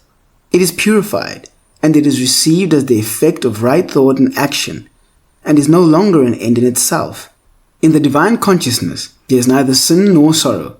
Even the sense of sin has passed away, and the true order and purpose of life being revealed, no cause is found for lamentation. Jesus called this state of consciousness, quote, the kingdom of heaven, unquote. Buddha named it, quote, nirvana, unquote, and Lao Tzu's term for it was, quote, Tao, unquote. Emerson refers to it as, quote, the oversoul, unquote. And Dr. Bucky calls it, quote, cosmic consciousness, unquote, in his valuable work bearing that title. The ordinary human consciousness is self-consciousness.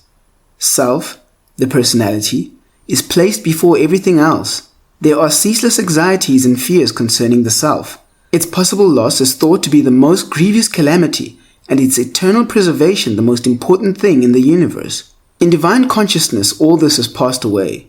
Self has disappeared. Therefore, there can be no more fears and anxieties concerning the self. And things are considered and known as they are, and not as they afford pleasure or cause pain to self. not as self wishes them to be for its own temporal or eternal happiness.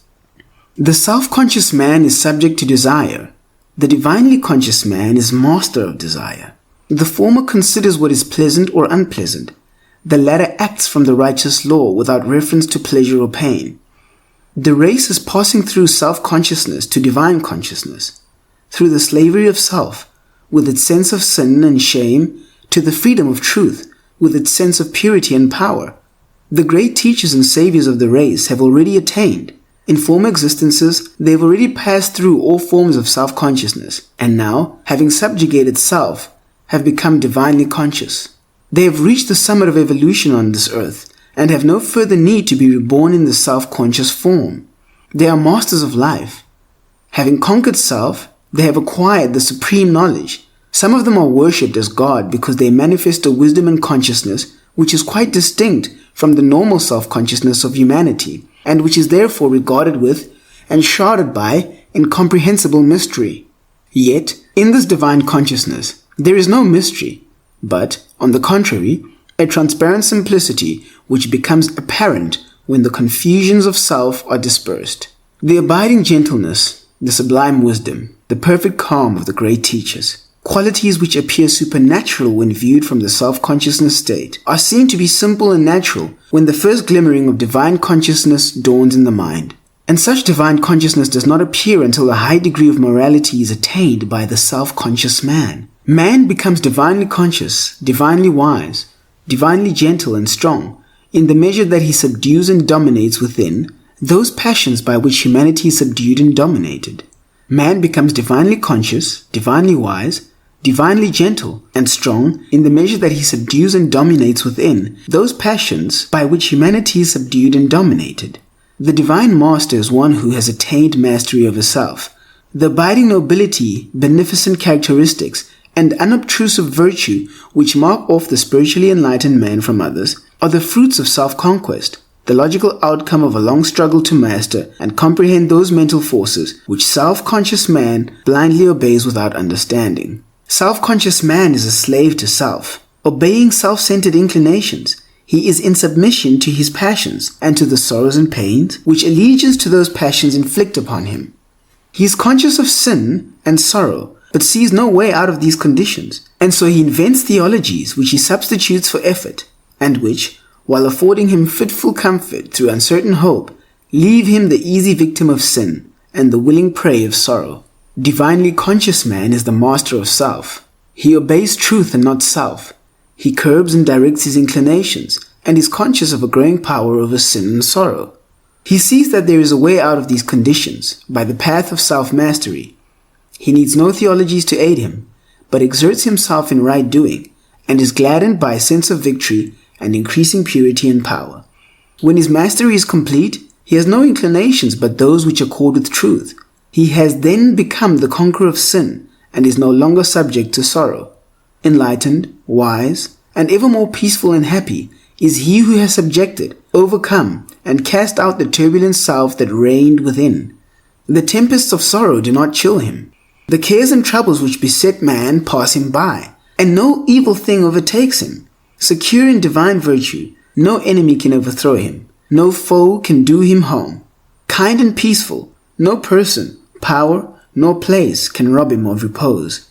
There is no enemy but self, no darkness but ignorance, no suffering but that which springs from the insubordinate elements of one's own nature. No man is truly wise who is involved in likes and dislikes, wishes and regrets, desires and disappointments, sins and sorrow. All these conditions belong to the self-conscious states and are indications of folly, weakness, and subjection. He is truly wise who, in the midst of worldly duties, is always calm, always gentle, always patient. He accepts things as they are, and does not wish nor grieve, desire nor regret. These things belong to the divinely conscious state, the dominion of truth, and are indications of enlightenment, strength, and mastery. He who does not desire riches, fame, or pleasures, who enjoys what he has, yet does not lament when it is taken from him, he is indeed wise. He who desires riches, fame, and pleasure, who is discontented with what he has, yet laments when it is taken from him, he is indeed foolish. Man is fitted for conquest, but the conquest of territory will not avail. He must resort to the conquest of self. The conquest of territory renders a man a temporal ruler, but the conquest of self makes him an eternal conqueror. Man is destined for mastery, not the mastery of his fellow men by force, but the mastery of his own nature by self-control. The mastery of his fellow men by force is the crown of egotism, but the mastery of self by self-control is the crown of humility. He is man the master, who has shaken off the service of self for the service of truth, who has established himself in the eternal verities. He is crowned, not only with perfect manhood, but with divine wisdom. He has overcome the disturbances of the mind and the shocks of life. He is superior to all circumstances. He is the calm spectator, but no longer the helpless tool of events, no more a sinning, weeping, repenting mortal. He is pure, rejoicing, upright, immortal. He perceives the course of things with a glad and peaceful heart, a divine conqueror, master of life and death. End of chapter 9.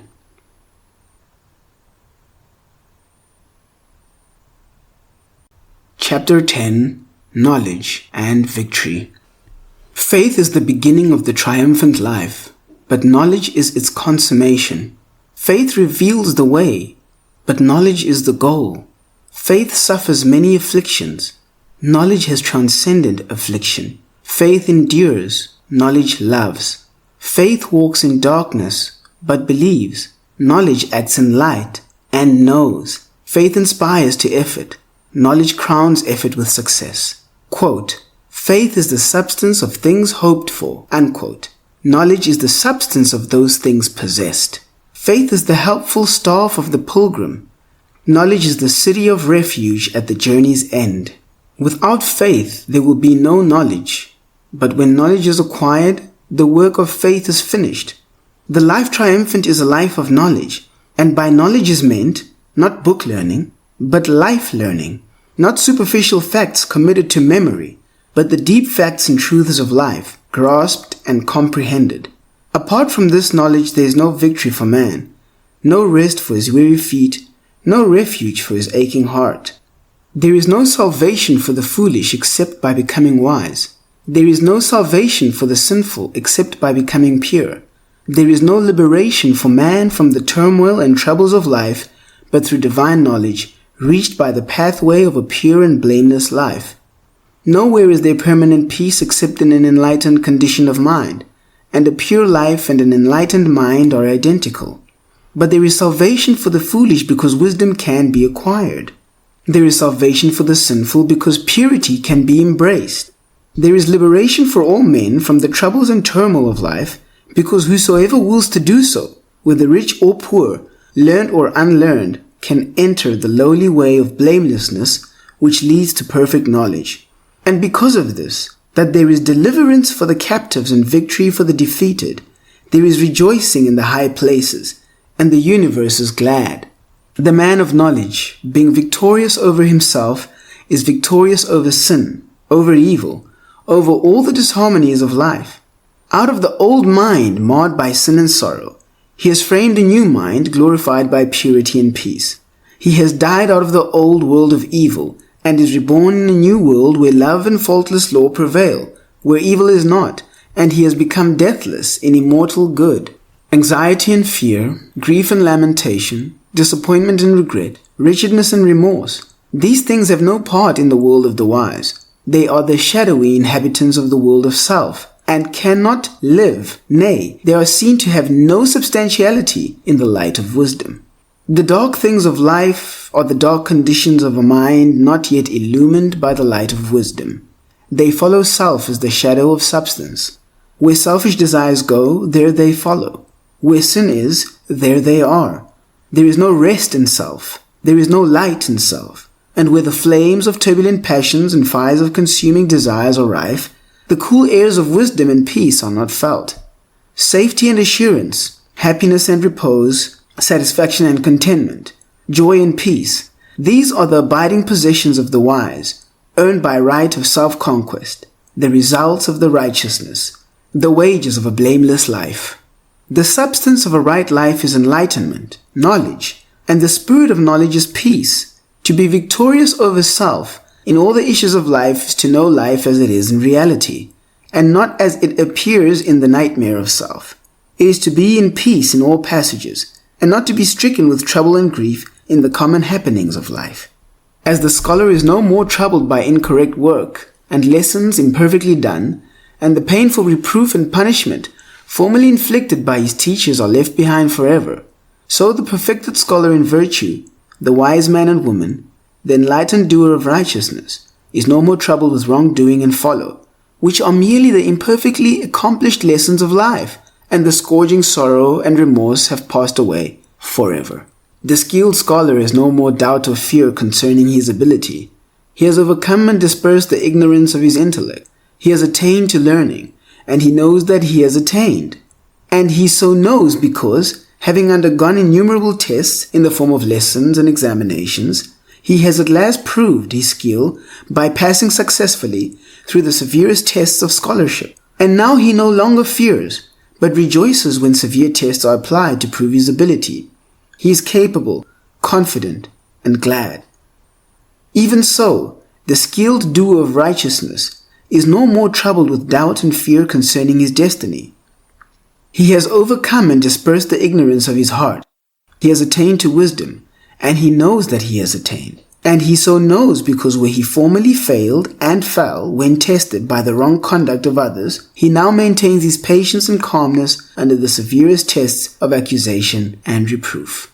Herein is the glory and victory of divine knowledge, that understanding the nature of deeds, both good and bad, the enlightened doer of good deeds no longer suffers through the bad deeds of others. Their actions towards him can never cause him pain and sorrow, nor rob him of his peace. Having taken refuge in good, evil can no more reach him nor harm him. He returns good for evil, and overcomes the weakness of evil by the power of good. The man who is involved in bad deeds imagines that the bad deeds of others are powerful to do him injury, and are filled with grievous harm against him. He is stung with pain and overwhelmed with sorrow, not for his own bad deeds, for these he does not see, but for the wrong deeds of others. Involved in ignorance, he has no spiritual strength, no refuge, and no abiding peace. The man victorious over self is the true seer.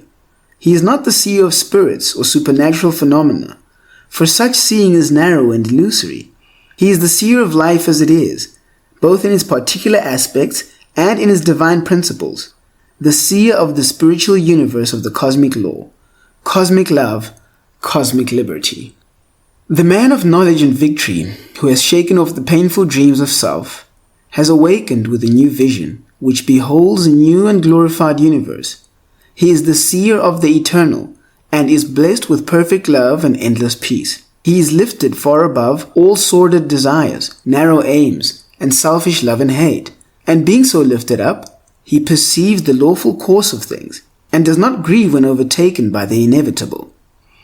He is above the world of sorrow, not because he has become cold and cruel, but because he abides in love where no thought of self can enter, and where the well-being of others is all in all. He is sorrowless because he is selfless. He is serene because he knows that whatever he receives, it is good, and whatever is taken from him, that also is good. He has transmuted sorrow into love, and is filled with infinite tenderness and abounding compassion. His power is not violent, ambitious, worldly, but pure, peaceful, heavenly, and he is possessed of a hidden strength which knows how to stand and when to bend for the good of others and the world. He is a teacher, though he speaks but little. He is a master, yet he has no desire to rule others. He is a conqueror, but makes no attempt to subdue his fellow men. He has become a conscious instrument for the outworking of cosmic law, and is an intelligent, enlightened power directing the evolution of the race. At this, the beginning of a new epoch, let the good news again go forth throughout the world, that there is purity for the sinful, comfort for the afflicted, healing for the broken-hearted, and triumph for the defeated. In your heart, O man, O woman, stained as it is with sin and torn with conflicting desires, there is a place of power, a citadel of strength. You are the dwelling place of the supreme good, and the scepter of victory awaits you. Deep in your consciousness is the high seat of empire. Arise, O stricken one, ascend to your rightly throne. End of Chapter 10. End of The Life Triumphant, Mastering the Heart and Mind by James Allen.